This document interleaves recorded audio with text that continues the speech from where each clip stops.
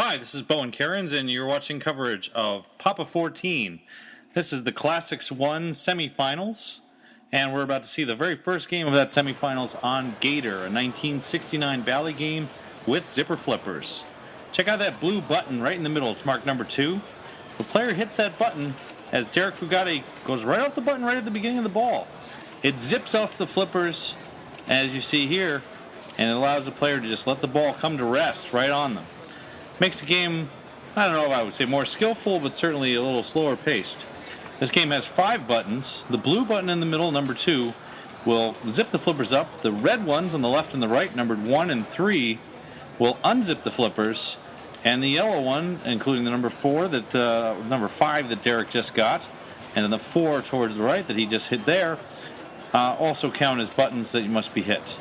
If the player can get all of 1 through 5, they'll open up a gate on the right-hand side for a 500-point bonus, and there's additionally a gate up the top that can be earned.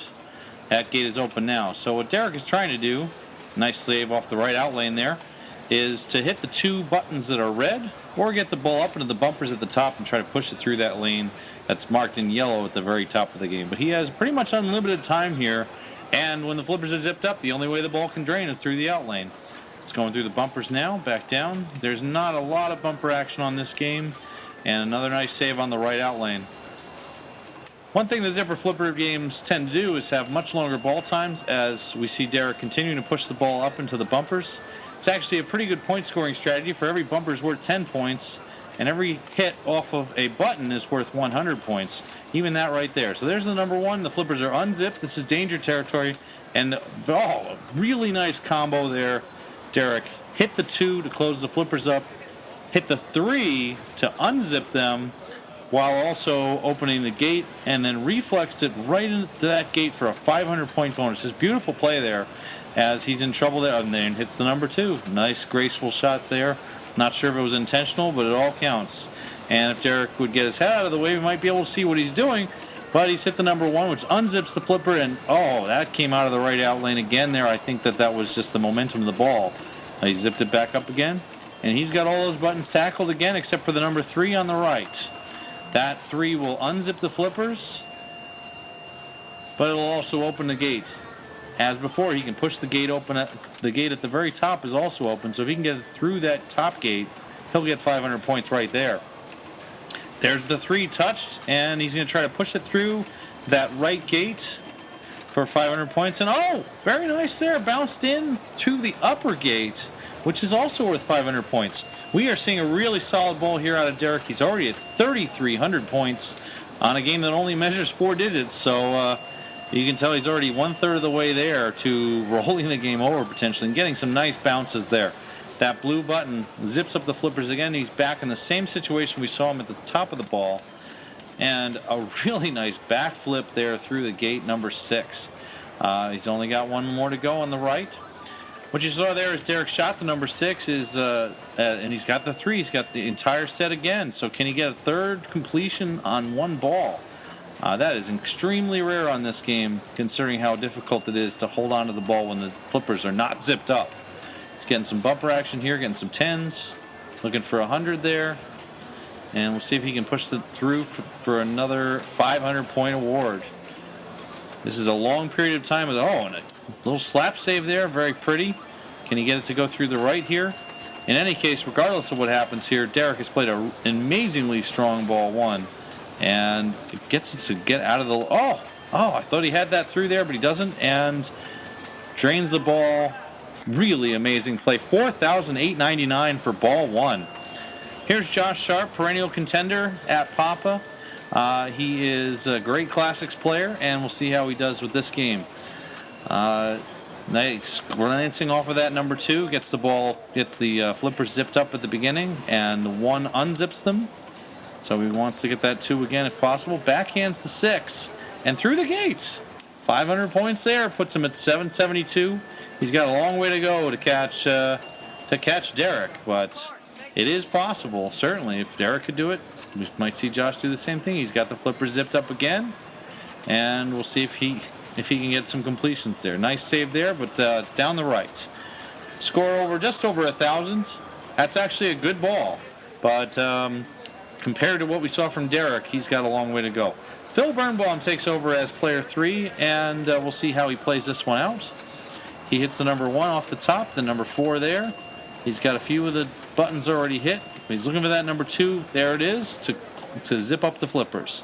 All he's got left is the 3 on the right, and if he can hit that 3, then we can get a completion. As I mentioned, backhands are very common as he goes through the 6, which opens the top gate. He needs that 3 on the right, and he's much more likely to get that from the right flipper than from the left. So what you see there is him tapping the ball onto the right flipper, then trying to take pot shots at it from the right. So meanwhile, that was kind of a mistake there, as there really wasn't a reason for him to backflip that. He can get it controlled, tap it over the right, try to backflip it into that 3. Just be patient. There's the 3, so the gate is all open. And beautiful shot there, really. Just a one-timer right into that gate for 500 points. Some other players might try to hit the button number 2 to close up the flippers again before taking that. You can see how it's a very dangerous shot, but Phil pulled that off with grace. He's got to get that 2, though. When flippers are open like this, it's just dangerous. Oh, and he glances off the 2. It looked like he could have scored that. Instead, the ball goes down the right out lane, so it wouldn't have mattered. Phil's ball 1 ends at 17:54. All 3 players with great ball 1s, but Derek, ridiculously strong ball 1, puts him in a comfortable lead. As he takes over for ball 2, we'll see how he plays it out. He didn't get the number 2 on the return from the ball, so we'll see if he gets that number 2. He's going to need that. The flippers are still open. This is dangerous territory. He's got it zipped up now. There we go. So if he can get this ball under control, and there it is. He needs that number 3, or Derek seems to be playing it to try to go back through all the way to the top and lost the ball there. I think he probably could have gone for the 3, but not as good as ball certainly as ball 1, but that's really what could you expect. As Josh takes over for ball 2, nice little slap there to get the ball out of the right out lane. He needs to hit that number 2 to zip up the flippers, get some control, and instead the ball goes down the left out lane. Bally games from this era are notorious for not only the zipper flippers, but also the size of the out lanes. Just enormous out lanes on these games as Phil takes over his ball 2, gets the ball to fly out of the right out lane there. Really, just the momentum carried that ball out. But patience, bring the ball back to a stop. He needs the 1, the 3, and the 5. There's the 5. And we'll see if he can get the 1 and the 3. But both of the 1 and the 3 will unzip the flippers, which will put him back in danger. There it is. There's the 1. He needs the 3. Nice tap out there. A little slave. He's got the 6, but that really doesn't help. He needs the 3 and ideally the 2 to zip up the flippers before that. Some moves that you might see on other games like bounce passes or really anything that would normally transfer the ball from one flipper to another, those just aren't done on these games without the flippers zipped up because they're too dangerous. The flippers are very far apart from one another, and there's just very little play in them unless you can get them zipped up. Derek gets it zipped up, and now he's going to wait for the ball to come to a stop, or not, as he beans the number 4 target and hits the 1. Derek, a very fast and loose player, and sometimes it causes him a little trouble, but in this case, he's played that style into a really strong performance. 6,000 through 3 balls as Josh Sharpe takes over for his ball 3. This is a 5-ball game. Electromechanicals at Papa 14 are played to 5 balls, and that was just an unlucky break there. He hit the 2 button, closed up the flippers, and the ball said, I'm going directly to the left out lane. There is absolutely nothing a good player can do about that. Phil takes over his ball 3. In second place right now, and judging from the scores right now, he's going to need to really bust out a huge ball akin to the ball we saw from Derek at ball 1. That's really the only way either of these two players is going to catch up to Derek, and just not much of a ball there. These Bally games with the small flippers, with the open flippers at the beginning of the ball, with the huge out lanes, there are very many house balls in these games. So Gator, Cosmos, which we'll see in the later classics, other games of this era from Bally, just very random. To be able to get the ball to a flipper sometimes, you might play 1 ball out of 3 on some of these games. As Derek takes over for ball 4, he's got the control. He hits the number 2 and gets the flippers back zipped again. He needs just the 1 on the left, I believe, to finish the 1 through 5 and get that gate open on the right. Another nice bounce out there. Get control. Wait for that. You can just wait it out. Wait for the ball to come to you. Come to a complete stop. All right. Derek, very fast and loose player in a situation where he could easily just let the ball come to a rest. But he's taking advantage of his momentum. He has a 4,000-point lead here on a game that he really should finish first and on. Bad luck there. But not the best ball from Derek. He is still holding his own against his competition.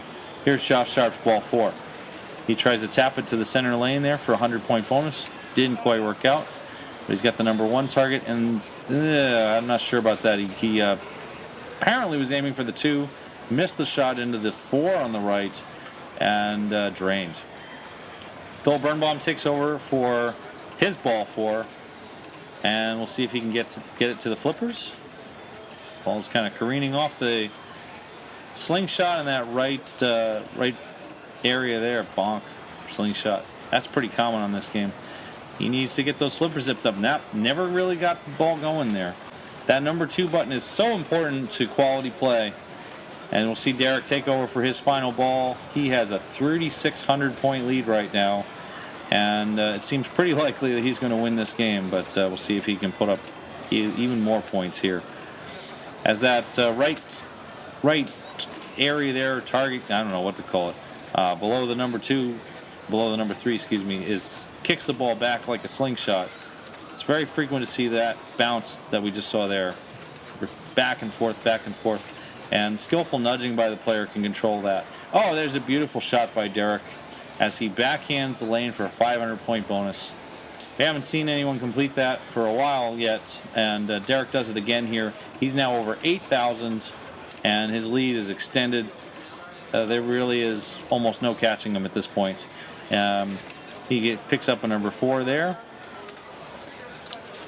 He's got the 2, zips up the flippers. Get control. You can wait this out a little bit. There we go. Nice. Now he taps it up. He's going to kick off a few extra points from bumpers and buttons. And that's a great combo there. If you can get that working, it's really going to be a lot of play in it. Off the 1, opens the flippers. Off the 2, again, just immediately zips him back up. There we go. Zipped it up again. He needs that 3 on the right to open the gate. The top gate's now open.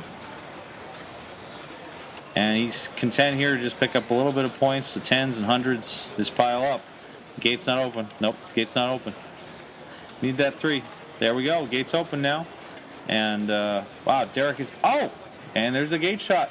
500-point bonus puts him at 9,400. We might actually see a rollover on this game. Beautiful stuff from Derek. This is the second best ball of the game compared to his ball 1, which was spectacular. This is a great ball as well, and neither of these competitors have put up a ball of this magnitude. Derek very much deserving the first place in this game, and it seems insane to think that he might not win. He has now rolled the game over, 10,114 points. Beautiful.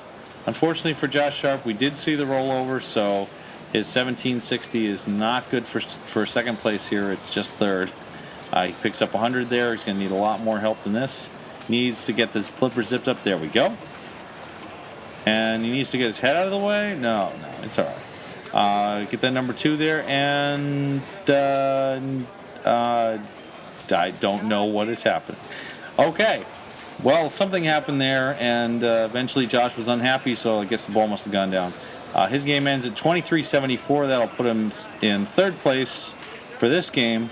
As Phil Birnbaum takes his final turn, he's going to need just an absolute miracle ball to win this game. Should be content with second place. It's tough competition, and he was able to beat Josh. We will have 2 more games in this round, so even though Derek is likely to win the game, that doesn't mean he will advance to the final round. It depends on what happens in the remaining 2 games in the group. Good ball going for Phil here. He's got everything done except the number 1, I believe. And then he'll get the gate open. I'm sorry, it's the number 5. I think one of the lights is starting to burn out. Derek played it too long. Phil's got the gate open on the right, and oh, he got the out lane gate open as well. We didn't really talk about that one until now. There is a gate open that can be opened in the bottom right in the out lane as a saver. It acts very similar to the other gates in that it resets the game, resets the status of all the lights. And Phil is out. Bad break there. Left out lane off a sling. Nothing you can do but that. That was Phil's best ball of the game, though, and he picks up second place with 4,600. Thanks for watching, and play more pinball. Take care. Bye-bye.